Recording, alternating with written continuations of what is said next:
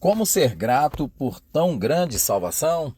Olá, hoje é sexta-feira, dia 20 de outubro de 2023. Nós estamos aqui para gravar os nossos estudos bíblicos como nós sempre fazemos. Você sabe, nós lemos todos os dias nós lemos um capítulo da Bíblia todos os dias e nós estamos lendo o livro de Isaías e fazemos um breve estudo para deixar aqui mais informação sobre o texto bíblico com você, para que você tenha mais informação sobre as Escrituras.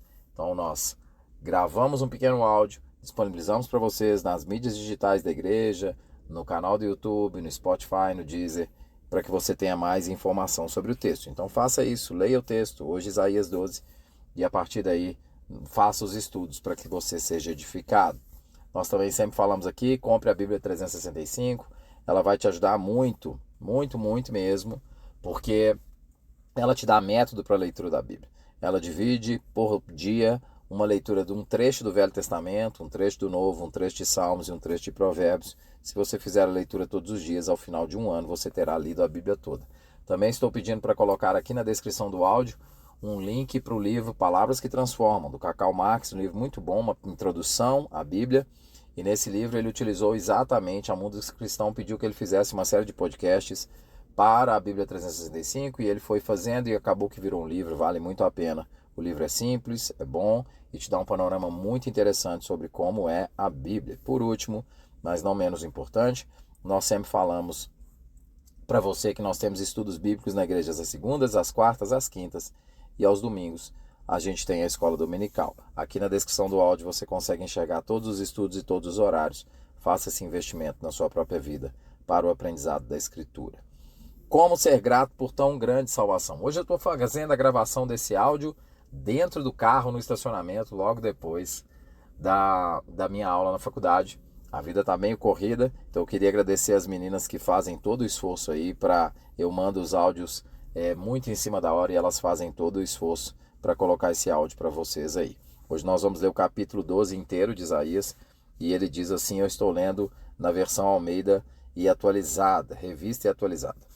Orarás naquele dia, graças te dou, ó Senhor, porque ainda que te iraste contra mim, a tua ira se retirou, e tu me consolas.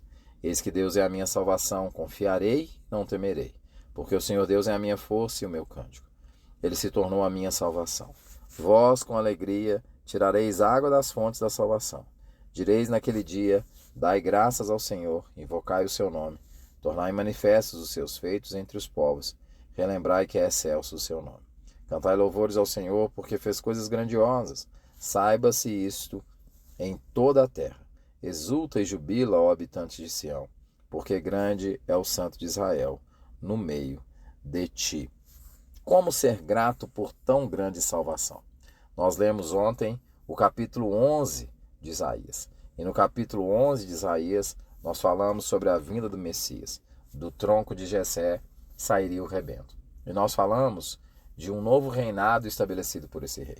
Nós falamos de um rei que veio substituir reinos humanos que são decaídos, reinos humanos que são imperfeitos. E nós falamos sobre o surgimento de um novo reino. E todas as vezes, e porque no capítulo 12 nós temos um cântico de gratidão, exatamente por isso. Porque no capítulo 11 nós temos o anúncio da salvação, no capítulo 12 nós temos um cântico de gratidão. Nós temos durante todo o trecho de Isaías de 1 a 12, Isaías de 1 a 12, o capítulo 12 encerra a primeira seção do livro, vamos dizer assim, porque nós temos uma tensão entre os capítulos 1 e 12, uma tensão recorrente, que é entre o julgamento de Deus sobre uma Israel perversa e sobre uma Judá perversa. Nós vimos isso em vários estudos que nós tratamos aqui, mas ao mesmo tempo que Deus julga, ele age com graça e misericórdia e ele chama o seu remanescente, restaura o seu remanescente e traz o seu Messias para que o seu Messias possa fazer a transformação desse povo, desse remanescente. Ou seja, ao mesmo tempo que Deus anuncia o juízo, ele também traz a promessa de que haveria um reino vindouro, haveria um reino fundado pelo seu Messias. Então o capítulo 12 de Isaías, ele é um encerramento, ele é o fechamento, o epílogo dessa tensão entre os capítulos 1 e 12. Interessante, eu não vou discutir isso agora, ele também vai ser o prólogo das sessões subsequentes. E Isaías vai fazer um cântico de gratidão pela profecia da vinda do Messias. E ele começa esse cântico de gratidão no versículo 1, dizendo: orarás naquele dia. E a expressão naquele dia é muito significante aqui, porque se você verifica no capítulo 11, no versículo 11, nos versículos 10 e 11, melhor dizendo, o capítulo 11 diz a mesma expressão, diz assim, no capítulo 11, versículo 10: naquele dia recorrerão as nações à raiz de Jessé, que está posta por estandarte dos povos, a glória lhe será morada. E aí o versículo 11 do capítulo 11: naquele dia o Senhor tornará a estender a mão para resgatar o restante do seu povo, que for deixado da Síria, do Egito, de Patros, da Etiópia, de Elão, de Sinar, de Amate e das terras do mar.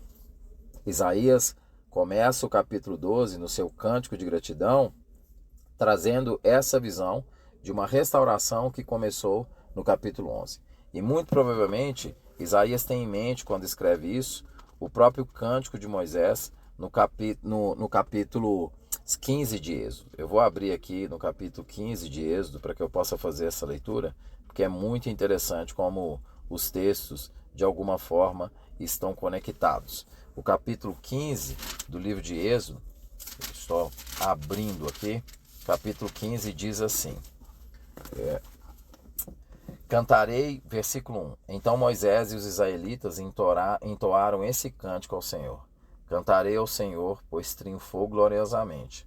Lançou ao mar o cavalo e o seu cavaleiro. O versículo 1 fala de um Moisés celebrando que Deus realizou algo tremendo. Ele lançou ao mar o cavalo e o seu cavaleiro. Mas diz: cantarei. Agora, no versículo 21, diz assim: cantem ao Senhor, pois triunfou gloriosamente. Se nós verificarmos no texto de Isaías, a estrutura é muito parecida. Ele começa a estrutura no singular: orarás naquele dia, graças te dou, ó Senhor. Então nós temos aqui a primeira pessoa do singular: graças te dou, ó Senhor, porque ainda que tiraste contra mim, a tua ira se retirou e tu me consolas. Eis que Deus é minha salvação.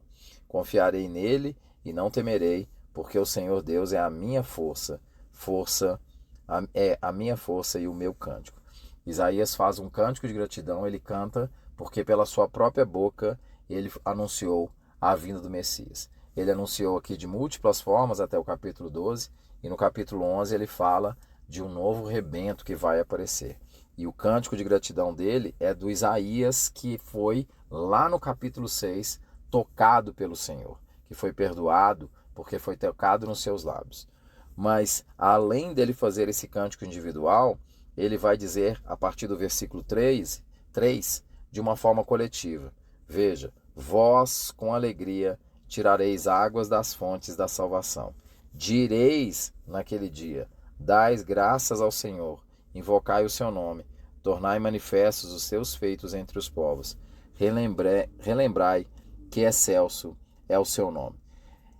Há uma mudança no primeiro e no segundo versículo, em que Deus, no primeiro versículo, a ira de Deus se transforma em consolo. No segundo versículo, Deus pode ser considerado Deus da salvação, mas Isaías está falando na primeira pessoa.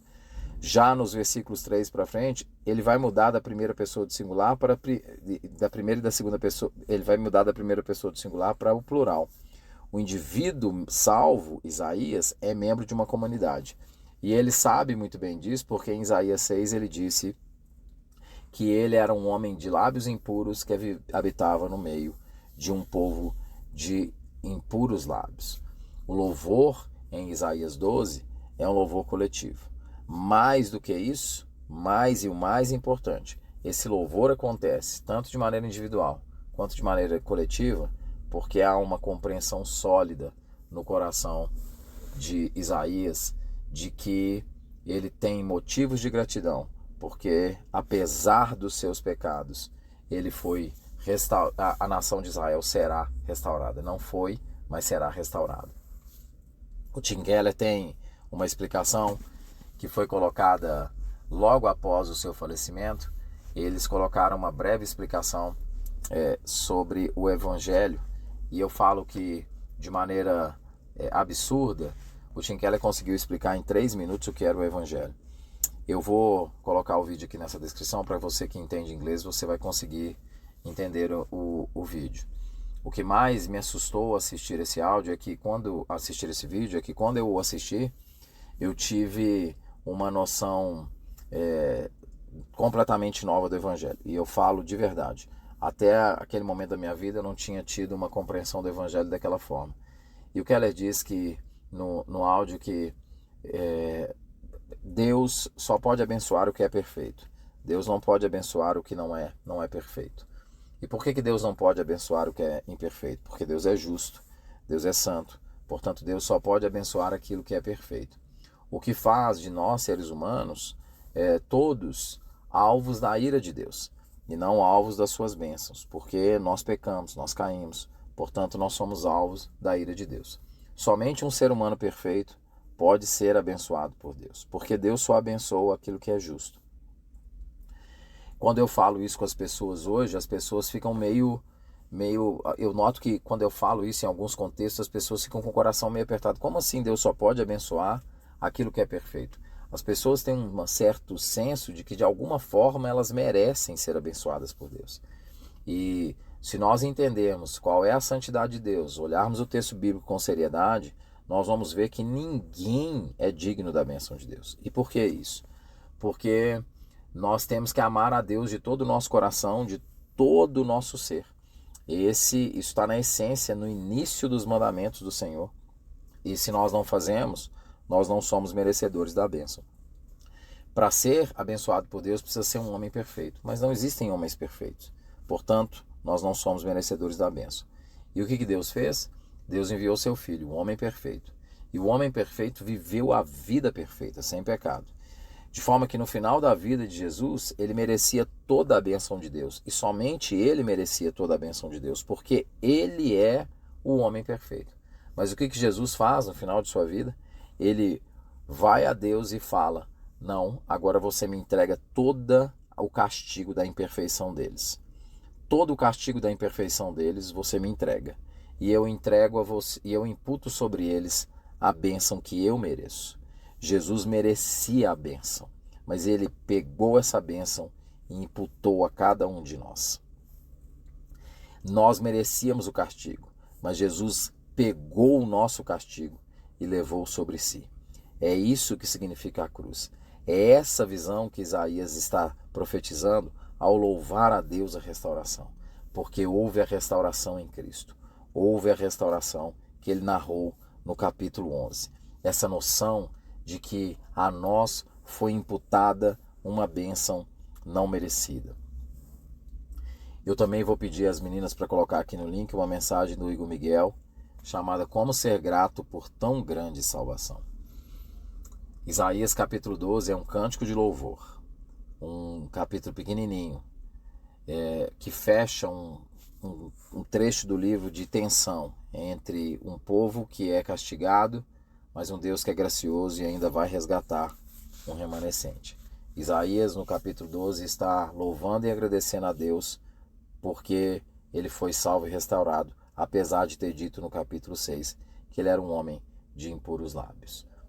A pergunta é: como nós podemos ser gratos por tão grande salvação? Jesus merecia toda a bênção e ele a imputou sobre nós. E nós merecíamos todo o castigo. E Jesus levou esse castigo por nós. O Keller vai dizer que quando eu tenho a plena consciência disso, eu passo a entender que eu devo obedecer a Deus por gratidão. Não mais porque eu tenho medo ou porque eu tenho uma obrigação, mas porque meus afetos foram atingidos.